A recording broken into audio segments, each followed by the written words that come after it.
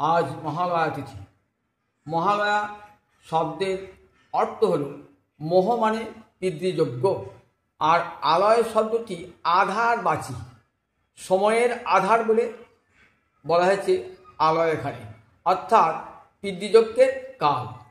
পিতৃপক্ষের শেষে যে অমাবস্যা, সেই অমাবস্যায় পিতৃযজ্ঞ হয়, মহালয়া পার্বণ শ্রাদ্ধ হয়। আমাদের শাস্ত্রে বলে যে 5 জায়গায় আমাদের ঋণ থাকে এবং 5 জায়গায় আমাদের হিংসা হয়। 5 জায়গায় হিংসা কী কী? কণ্ডনী, পেশনী, চুল্লি, চৌৎকুম্ভী চ মার্জনী, পঞ্চসুরা গৃহস্থস্য পঞ্চযজ্ঞাৎ বিনশ্যতি। কণ্ডনী মানে হামাল দিস্তায় কিছু গুরুত্ব গেলে দেখা যাবে কোনো পোকামাকড় মরে গেল আপনার অজান্তে। পেশনী, যাতায় যদি কিছু কলাই পেশা হয় 2-4টে পোকামাকড় মরে যায়। চুল্লি, উনানে যখন আগুন ধরা দেবেন তখন বো করে কোনো মশা পড়লো, মশাটা মরে গেল। উদকুম্ভী, অর্থাৎ যখন জল হচ্ছেন কলসিতে তখন 2-4টে পোকা হয়তো জলের তড়িতে মরে গেল। আর মার্জনী, উঠোনে ঝাড় দেওয়ার সময় দেখবেন 2-4টে পোকামাকড় পিঁপড়ে মরে যায়। এই আপনার অজান্তে হিংসা হয়ে যায়।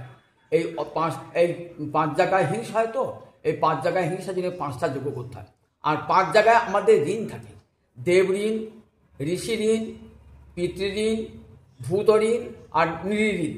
এই 5টা ঋণের জন্য 5টা যজ্ঞ করবার বিধান দিয়েছেন শাস্ত্রে।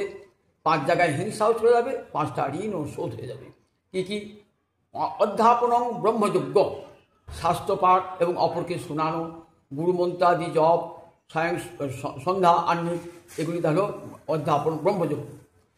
অধ্যাপনং ব্রহ্মযজ্ঞ। পিতৃযজ্ঞস্তু তর্পণম, আর পিতৃপুরুষকে জল দান করা তর্পণ, সেটা একটা পিতৃযজ্ঞ হয়ে যায়। হোমদৈব, হোমের দ্বারা আহুতি দিয়ে দেবতাগণকে তুষ্ট করা হয়। বলির ভৌত, কাক পশু পাখি এদিকে কিছু কিছু অন্নাদি আহার দান করতে হয়। এবারে ভূত ঋণ শোধ হয়ে যায়। আর নির্যজ্ঞ অতিথি পূজন, আর অতিথি এলে সেবা হলে নির্যজ্ঞ হয়ে গেল, নির্ঋণ শোধ হয়ে গেল। এইবারে এই 5টা ঋণ শোধ হয়ে যাবে এই পঞ্চযজ্ঞের দ্বারা। আজ পিতৃঋণ শোধের দিন, যেদিন তর্পণ শব্দ অর্থ তৃপ ধাতু অনর। পিতৃপুরুষ এসেছেন, পিতৃপক্ষ এসেছেন, থাকবেন, তাদেরকে জল দান করে তাদের সন্তান সন্ততি তাদের জল দান করবেন, তারা তৃপ্ত হয়ে আশীর্বাদ করে চলে যাবেন। দীপাবলির দিন তাদেরকে আলো দেখিয়ে আবার তাদেরকে সপ্ত পিতৃলোকে পাঠিয়ে দেওয়া হয়।